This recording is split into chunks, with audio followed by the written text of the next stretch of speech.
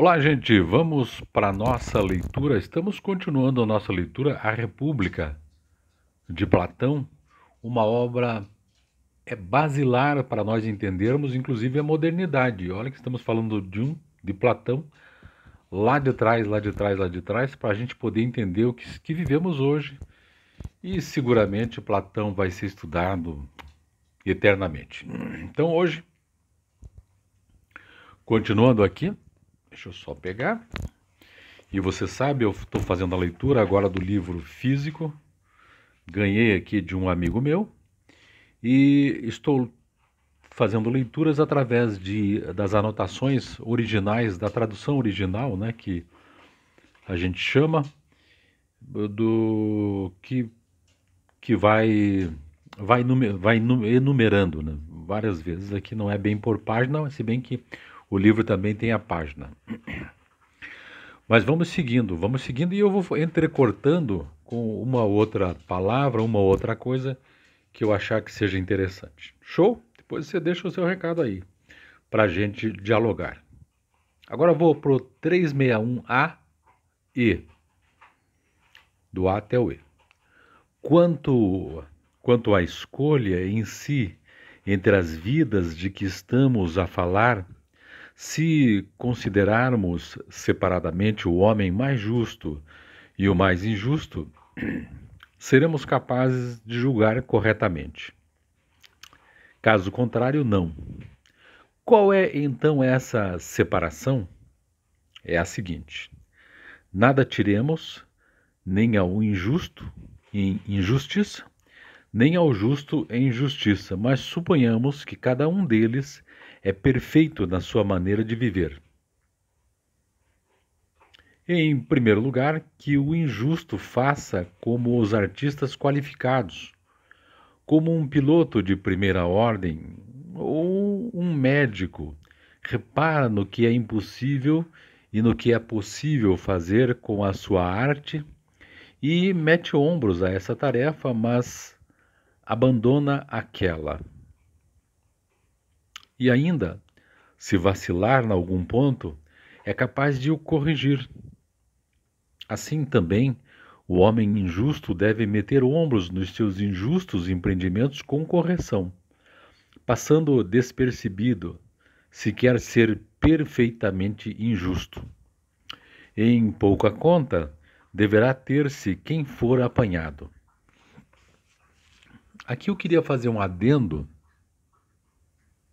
que até hoje eu estava refletindo sobre isso, sobre o quanto as pessoas, primeiro, são diferentes, claro, por conta da sua educação, por conta da sua cultura. E esse ponto aqui me parece, não sei se você compreende assim, que há pessoas que são injustas e não sabem que são injustas. O sistema, a régua de avaliação delas não é o mesmo sistema, não é a mesma régua de avaliação nossa. Claro, não estou dizendo pessoas doentes, né, que cometem, digamos, um crime, que daí é diferente, mas estou dizendo que tem muita gente que age de uma maneira e não, para ela está tudo certo. Você conhece gente assim? Talvez seja esse o caso aqui da explicação. Vamos continuando. Demos, portanto, ao homem perfeitamente injusto a mais completa injustiça. Não lhe tiremos nada, mas deixemos que, ao cometer as maiores injustiças, granjeie para si mesmo a mais excelsa fama de justo.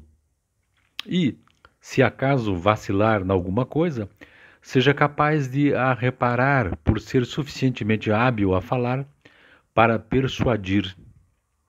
E, se for denunciado alguns dos seus crimes, que exerça a violência nos casos em que ela for necessária, por meio da sua coragem e força, ou pelos amigos e riquezas que tenha granjeado.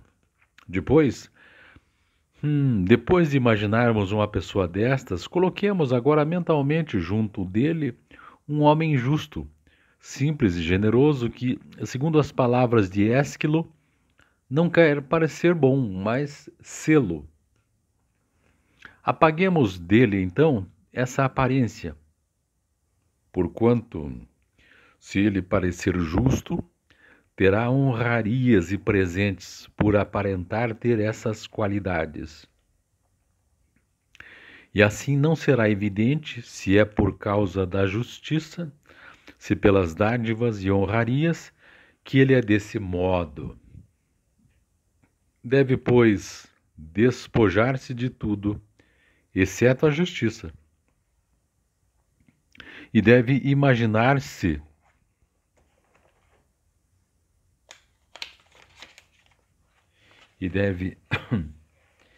imaginar-se como situado ao invés do anterior. Que, sem cometer falta alguma, tem a reputação da máxima injustiça, a fim de ser provado com a pedra de toque em relação à justiça, pela sua recusa a vergar-se ao peso da má fama e suas consequências.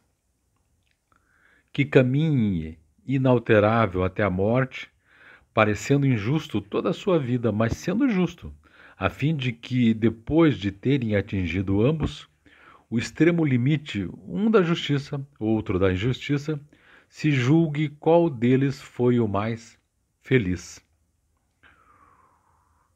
Céus, meu caro Glauco, exclamei eu, com que vigor te empenhas em limpar e avivar, como se fosse uma estátua, cada um dos dois homens a fim de os submeter a julgamento? O mais que posso, respondeu ele. Sendo eles assim, já não há dificuldade alguma, segundo creio, em prosseguir na discussão relativa ao gênero de vida que aguarda cada um. Digamos, pois, e se for dito de maneira um pouco rude, pensa que não sou eu que falo, Sócrates, mas aqueles que honram a injustiça em vez da justiça. Dirão eles o seguinte, que o justo que delineei dessa maneira será chicoteado, torturado, feito prisioneiro, queimar-lhe-ão os olhos e, finalmente, depois de ter sofrido toda a espécie de males, será empalado e compreenderá o que se deve querer. Não ser justo, mas parecê-lo. O dito de Ésquilo aplicar-se-ia muito melhor ao injusto. Efetivamente, dirão que o injusto, preocupando-se com alcançar uma coisa real e não vivendo para a aparência, não quer parecer injusto, mas sê-lo. Interessantes essas questões, né? Às vezes a gente não compreende de primeira, mas vai lembrando casos onde essas coisas podem de repente se encaixar. Claro, também a gente não é dono da verdade, né? Porque essa verdade que a gente vai encaixando como se fossem ideias do livro, são verdades nossas e para nós. Vamos continuando aqui, o 362 do A até o E, letra A até o E. Colhendo em espírito o fruto do sulco profundo do qual germinam as boas resoluções. É uma espécie de citação que está aqui no livro. Abrindo, né? Essa parte. Aí diz assim: em primeiro lugar, manda na cidade por parecer justo. Em seguida, pode despojar uma mulher da família que quiser dar as filhas em casamento a quem lhe aprouver, fazer alianças, formar empresas com quem desejar, e em tudo isso ganha e lucra por não se incomodar com a injustiça. De acordo com isto, quando entra em conflito público ou privado, é ele que prevalece e leva vantagem aos adversários. Essa vantagem falo enriquecer e fazer bem aos amigos e mal aos inimigos, e efetuar sacrifícios aos deuses e fazer-lhes oferendas numerosas, magníficas mesmo, e prestar honras aos deuses e àqueles dentre os homens que lhe aprouver, muito melhor do que o justo, de tal maneira que é natural, segundo todas as probabilidades, que ele seja mais favorecido pelos deuses do que o homem justo. E aqui tem uma ideia a respeito daquelas pessoas que se portam de uma maneira ruim na vida e mesmo assim parecem ter sorte, né? Daí quem tem lá a sua fé diz que, puxa, Deus está sendo injusto porque o fulano que sempre se comporta bem não está tendo um bom fim, os negócios não estão dando certo e o sujeito lá malandro, os negócios dele estão dando certo, né? E esquecem que isso não é obra divina, isso é obra às vezes até da malandragem dos negócios, né? Às vezes até da malandragem dos negócios. Mas divina, na minha opinião, tem pouco. Tem da inteligência também, né? Porque não é porque a pessoa é má, não é porque a pessoa se comporta e se encaminha mal na vida que ela não seja inteligente. Às vezes ela é inteligente para os negócios e se dá muito bem. E daí nós fazemos um julgamento coletivo, geral dele, olhando os negócios. Né? Porque os negócios são importantes, segundo a nossa ótica, né? Ter bens, parecer que fez uma carreira boa, que se deu bem na vida, me parece que é um grande negócio entre nós ainda. Então nós vemos aquelas pessoas segundo essa ótica. Talvez seja a mesma ótica aqui também, de ver o injusto segundo certas especialidades.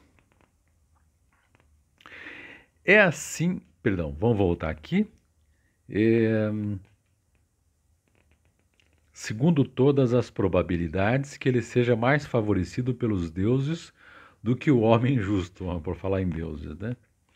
É assim que se afirma, amigo Sócrates, que junto dos deuses e dos homens, o homem injusto granjeia melhor sorte do que o injusto, o justo. Quer dizer, o injusto está de boa com os deuses.